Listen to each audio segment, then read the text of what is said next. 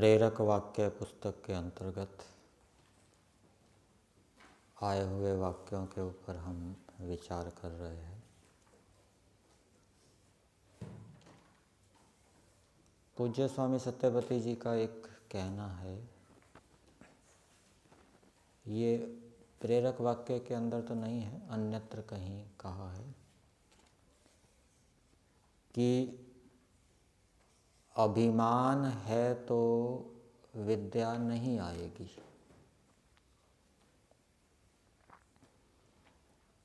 और ये भी आपने सुना होगा, विद्या ददाति विनय।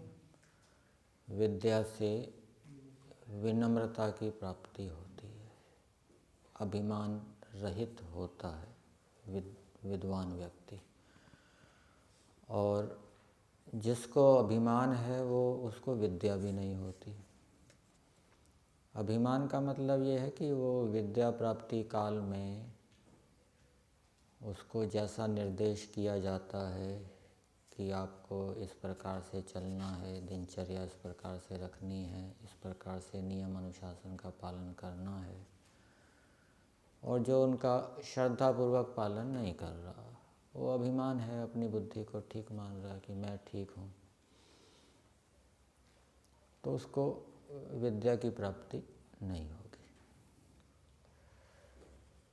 इसलिए विद्या की प्राप्ति के लिए विद्या काल में जो गुरु आचार्यों के द्वारा नियम अनुशासन बताए जाते हैं, उनका श्रद्धापूर्वक पूरी शक्ति से पालन करना चाहिए। यही विनम्रता है, यही अभिमान रहितता है, और इसी से विद्या की प्राप्ति होती है। उचित अनुचित व्यवहार ये शीर्षक है। इसके अंतर्गत वाक्य दिया है, जो वस्तु जितनी लाभकारी हो उसे उतनी ही महत्ता देनी चाहिए। जो जितनी अधिक लाभकारी है उसको उतना अधिक महत्व देना चाहिए। चूँकि ईश्वर हमारे लिए सबसे अधिक लाभकारी है, अतः उसे सर्वोच्च महत्ता देनी चाहिए, उससे सर्वाधिक प्रेम करना चाहिए। यह यथा योग्य व्यवहार है। तो ईश्वर से हमें सबसे अधिक लाभ होता है, इसलिए ईश्वर का सबसे अधिक महत्व हमारी दृष्टि में होना चाहिए। और उस महत्व को समझते हुए हमें ईश्वर के प्रति प्रेम भी रखना चाहिए, और इसके साथ ये भी जोड़ लीजिए, ईश्वर की आज्ञा का पालन भी करना चाहिए। ईश्वर से सबसे अधिक लाभ हो रहा है तो सबसे अधिक आज्ञा का पालन ईश्वर की करना चाहिए। ये यथा योग्य व्यवहार है। जिससे हम लाभान्वित हो रहे हैं और उसके अनुकूल नहीं चल रहे, ये यथा योग्य व्यवहार नहीं है। ये कृतज्ञता के अंतर्गत भी जाएगा। फिर इसी के अंतर्गत वाक्य दिया है,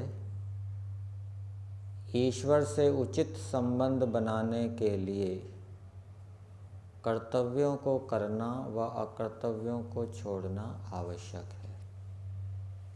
एक जगह अन्यत्र स्वामी जी का वाक्य है, ये संबंध से संबंधित ही है।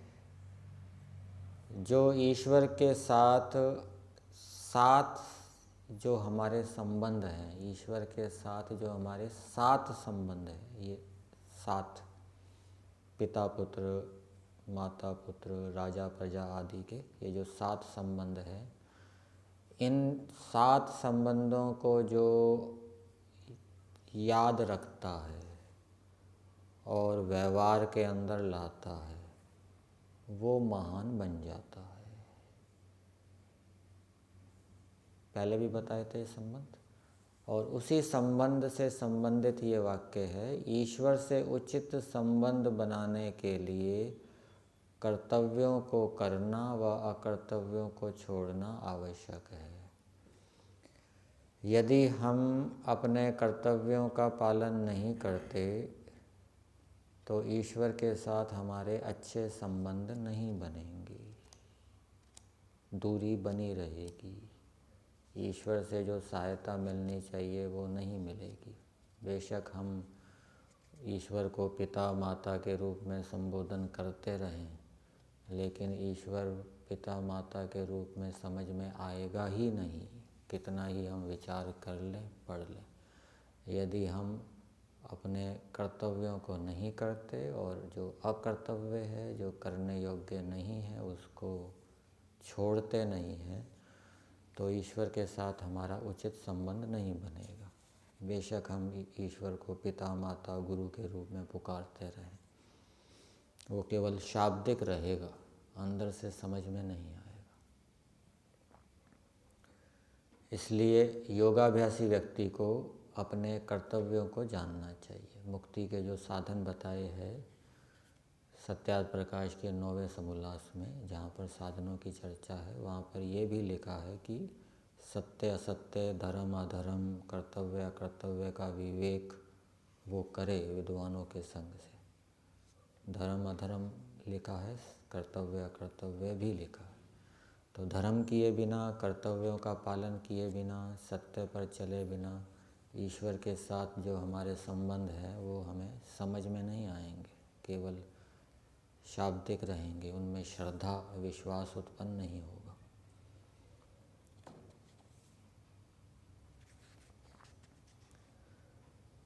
आत्मनिरीक्षण से संबंधित वाक्य है, शीर्षक यही चल रहा है, उचित अनुचित व्यवहार। आत्मनिरीक्षण करें कि मैं उपरोक्त संबंधों में से किस प्रकार के संबंध को बनाए रखता हूँ।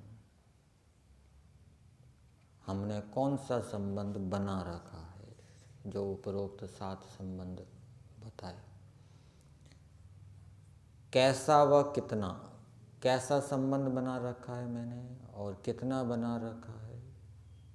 हर समय बना रखा है या कभी कभी बनाते हैं, उपासना के समय ही बनाते हैं, व्यवहार के समय नहीं बनाते, व्यवहार के समय भी बनाते हैं तो कितना बनाते हैं। तो ये आत्मनिरीक्षण करना चाहिए। ईश्वर के साथ कोई संबंध बना हुआ है या नहीं, हाँ या ना। यदि हम ईश्वर के साथ ऐसा व्यवहार संबंध नहीं रखते हैं तो हमारा ईश्वर के साथ यह अनुचित व्यवहार है।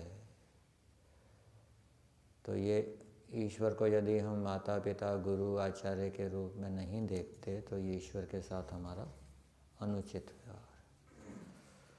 और अनुचित व्यवहार यदि हम ईश्वर के साथ करेंगे तो ईश्वर से हम लाभान्वित नहीं हो पाएंगे, विशेष सहायता नहीं मिलेगी। इसी शीर्षक में वाक्य है, न्यायपूर्वक प्राप्त सम्मान में, अर्थात जो हमें सम्मान न्यायपूर्वक प्राप्त होता है किसी के द्वारा,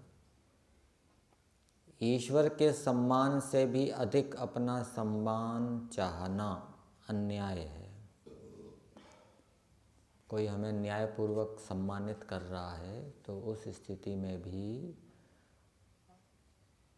ईश्वर के सम्मान से भी अधिक अपना सम्मान चाहना, ये क्या है, अन्याय है। वहाँ पर भी यही समझना चाहिए कि ये जो सम्मान मेरा हो रहा है बेशक न्यायपूर्वक हो रहा है, लेकिन इसमें मेरा योगदान तो बहुत ही कम है, अधिकतर योगदान परमेश्वर का ही है। इसलिए ये एक प्रकार से परमेश्वर का ही सम्मान है, क्योंकि उन गुणों की प्राप्ति में अधिकांश सहयोग ईश्वर का है। जिन गुणों के कारण सम्मान हो रहा है उन गुणों की प्राप्ति में अधिकांश सहयोग ईश्वर का है, और तद अनुरूप अधिक सम्मान ईश्वर का न मानना ईश्वर के प्रति अन्याय है। ऐसी स्थिति में ईश्वर की प्राप्ति असंभव है, और बहुत कुछ करते रहो ईश्वर की प्राप्ति के लिए, वैराग्य भी नहीं होगा ऐसा यदि हम ईश्वर के साथ अन्याय करते रहेंगे, अपना सम्मान अधिक चाहेंगे, ईश्वर का सम्मान कम चाहेंगे, तो वैराग्य भी नहीं होगा। वैराग्य का संबंध ईश्वर की प्राप्ति के साथ है। ईश्वर की प्राप्ति का मतलब ईश्वर के गुण कर्म स्वभाव हमें समझ में नहीं आएंगे, ईश्वर के गुण कर्म स्वभावों की प्राप्ति नहीं होगी, उनको हम श्रद्धापूर्वक धारण नहीं करेंगे। सुख दुख शीर्षक के अंतर्गत वाक्य है, योगी कौन बनता है? जो व्यक्ति योगी ब्रह्मवेत्ता बनना चाहता है, वह 5 इंद्रियों के सुखों को लेता हुआ कभी सफल नहीं हो सकता। सफल होना मतलब योगी बनना, सफल होना मतलब ब्रह्मवेत्ता बनना। तो जो इंद्रियों के विषयों में सुख ले रहा है, वो योगी नहीं बन सकता, ब्रह्मवेत्ता नहीं हो सकता। इसलिए इंद्रियों के विषयों में सुख लेने की जो प्रवृत्ति है, उसको हटाना चाहिए। कैसे हटती है इंद्रियों के विषयों में सुख लेने की प्रवृत्ति? तपस्या से होता है। जितना हम तपस्या करेंगे, उतना सुख लेने की जो प्रवृत्ति है वो कम होगी, और जितना हम तपस्या से बचेंगे, अधिक से अधिक सुख लेंगे, सुख सुविधाओं में रहेंगे, उतना क्या है, सुख लेने की प्रवृत्ति बढ़ेगी। तो ये जो तपस्या है, ये सुख लेने की प्रवृत्ति पर रोक लगाती है। फिर आगे दिया है, एक इंद्रिय का सुख लेने वाला अन्य इंद्रियों के सुख लेने से नहीं बच पाएगा। एक इंद्रिय का सुख ले रहा है, जीवा का सुख ले रहा है, वो दूसरी इंद्रियों के सुख लेने से बच जाए, ऐसा नहीं होगा। और ये योग दर्शन के अंदर भी आया है, क्योंकि अविद्या सभी में व्याप्त है। फिर आगे दिया है, एक इंद्रिय का सुख लेते हैं तो अन्य इंद्रियों में भी उत्तेजना हो जाती है, यह अवश्यम भावी है। नेत्र से मिठाई में सुख देखा तो रसना में भी उत्तेजना होगी, मुख में पानी आएगा, उस ओर हाथ भी बढ़ेगा।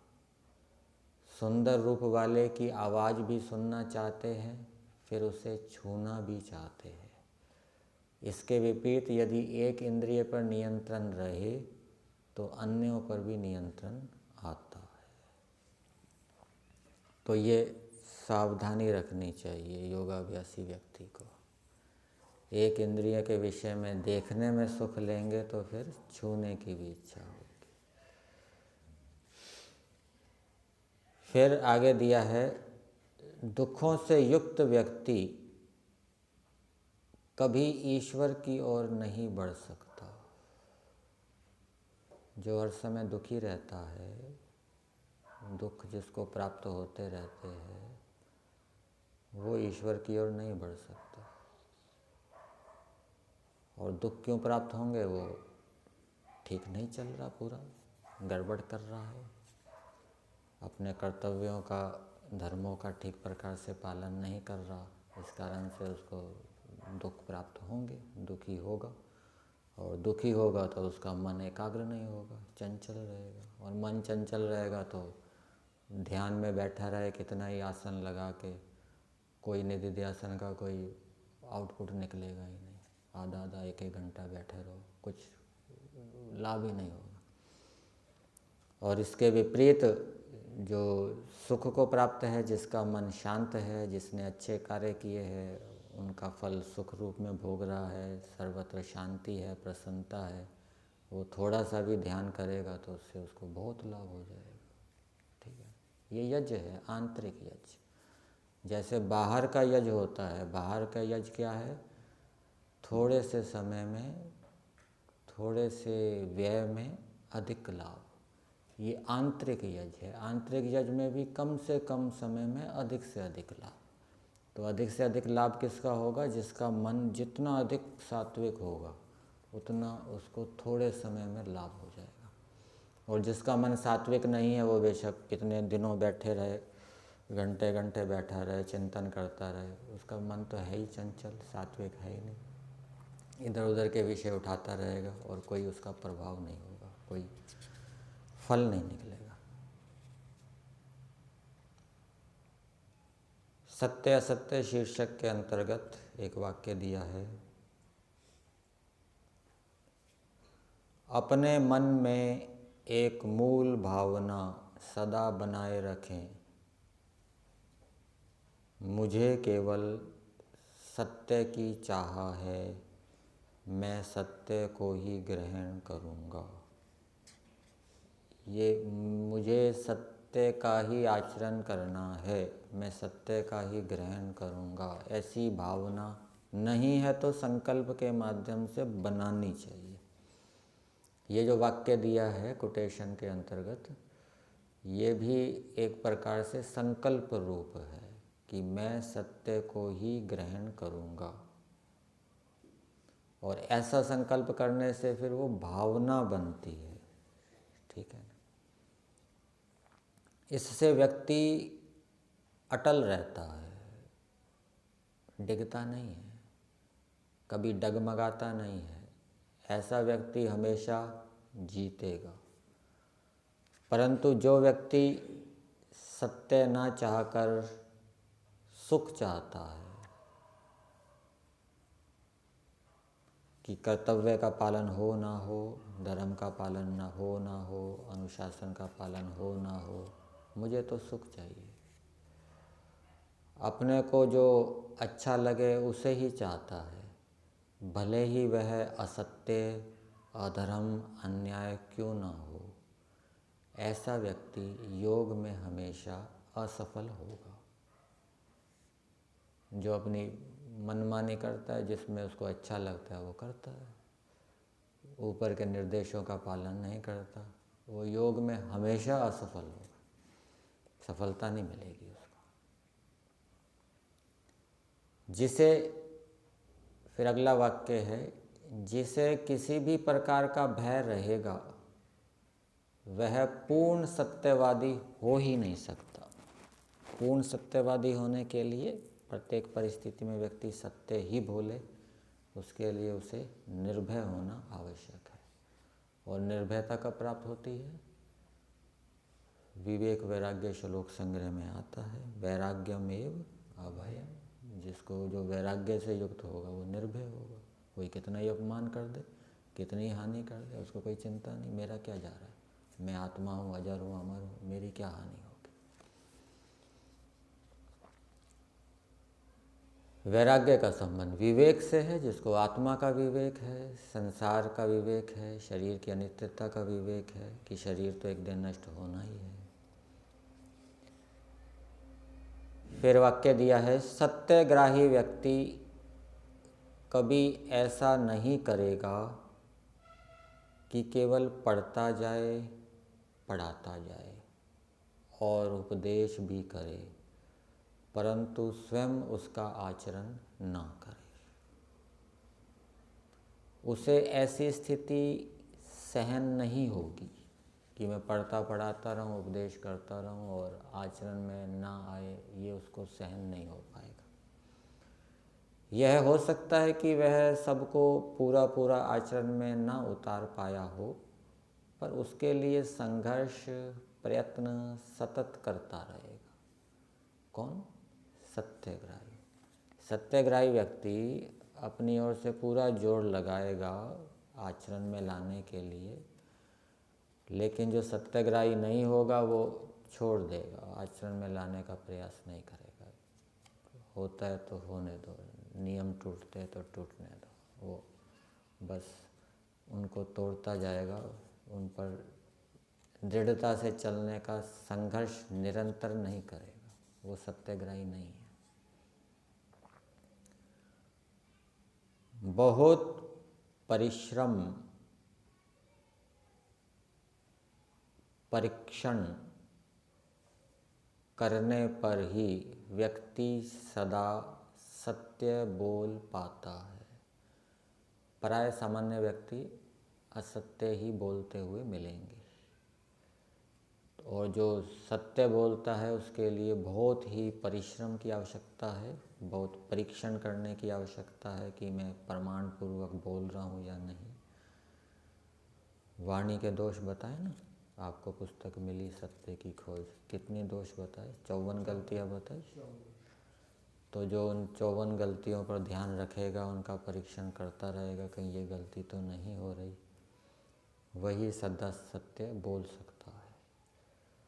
अन्यथा अज्ञानपूर्वक बहुत सा असत्य बोलता रहता है। वो 54 गलतियाँ याद ही नहीं रही, भूल गए, केवल 10 याद रही, बाकी भूल गए, तो फिर वो अज्ञान हो गया। अज्ञानपूर्वक फिर वो असत्य बोलेगा। इसलिए सारी गलतियाँ याद भी रहनी चाहिए। याद रहेगी तो तभी तो व्यवहार में आएगी। ज्ञानपूर्वक असत्य बोलने के पश्चात उसी व्यक्ति के सामने अपने दोष को स्वीकार करना चाहिए। मान लीजिए किसी व्यक्ति के सामने हमने जानबूझकर झूठ बोल दिया, फिर उसी व्यक्ति के सामने, जिसके सामने हमने जानबूझकर झूठ बोला है, अपना दोष स्वीकार करना चाहिए कि मैंने आपसे झूठ बोल दिया था जानबूझ के। जिसके सामने असत्य बोला था उसी व्यक्ति के सामने अपने दोष को स्वीकार करना चाहिए, और यह कार्य जितना शीघ्र हो उतना अच्छा है। जितना विलंब होता जाएगा उतना ही दोष बढ़ता जाएगा और असत्य के संस्कार अधिक दृढ़ होते जाएंगे। इसलिए उसको शीघ्रता से बता देना चाहिए। सत्य अपने आप नहीं जीतता, उसे पुरुषार्थ से जिताना पड़ता है। ये भी वाक्य इसके अंतर्गत आया है।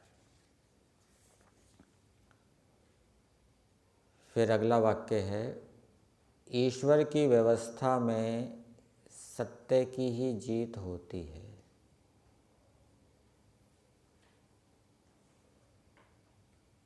मनुष्यकृत व्यवस्था में अन्याय भी होता है, अतः झूठ जीतता प्रतीत होता है। झूठ जीतता नहीं है, झूठ जीतता हुआ प्रतीत होता है। अंतिम जय पराजय तो ईश्वर के न्यायालय में ही होती है। जीत का अर्थ है मोक्ष प्राप्ति और हार का अर्थ है मोक्ष की अप्राप्ति, जन्म मरण के चक्कर में पड़े रहना। अब उपासना से संबंधित एक वाक्य है। उपासना काल में जब व्यक्ति संध्या के मंत्रों का अर्थ शब्दशः ना करके, शब्दशः मतलब एक एक शब्द का, शब्दशः ना करके भावार्थ से ही काम चलाने लगता है, तो यह आलस्य उपेक्षा की शुरुआत है। पुरुषार्थ क्या है? एक एक मंत्र के एक एक शब्द का अर्थ करना, यह पुरुषार्थ है। और एक एक शब्द का अर्थ करना छोड़ दिया, बस जो भावना बनती है बन जाएगी। वो आलस्य उपेक्षा का प्रतीक है। ये आलस्य की शुरुआत है। यहाँ से धीरे धीरे वह छोटे भावार्थ करता है, फिर केवल मूल पाठ करता है, भावार्थ भी करना छोड़ देता है, और हो सकता है आगे चलकर वह मूल पाठ को भी छोड़ दे। ऐसी स्थिति आ जाती है। ये तो महा आलस्य वाली स्थिति हो जाएगी। इसलिए संध्या के मंत्रों का प्रयोग हमें शब्दशः अर्थपूर्वक करते हुए करना चाहिए। ठीक है ना? और यदि छोड़ देंगे तो फिर इसका मतलब ये है कि ऋषि के विधानों पर श्रद्धा नहीं है। ऋषियों ने ये लिखा है संध्या करनी है, संध्या के मंत्रों के माध्यम से करनी है, गायत्री का जप करना है।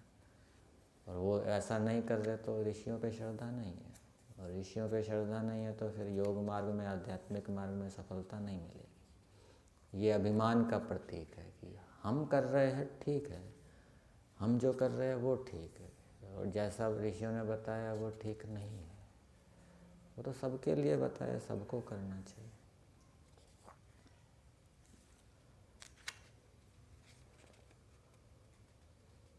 जिसकी संसार में मनोनियंत्रण है, जिसकी संसार में रुचि है, उसे मनोनियंत्रण करते समय संघर्ष करना पड़ता है, फलतः शीघ्र ही थकान होती है। तो संसार में रुचि होगी तो उपासना के समय बड़ा संघर्ष करना पड़ेगा मन को रोकने के लिए, और संसार में रुचि नहीं होगी तो सरलता से मन नियंत्रित हो जाएगा, ईश्वर में लग जाएगा।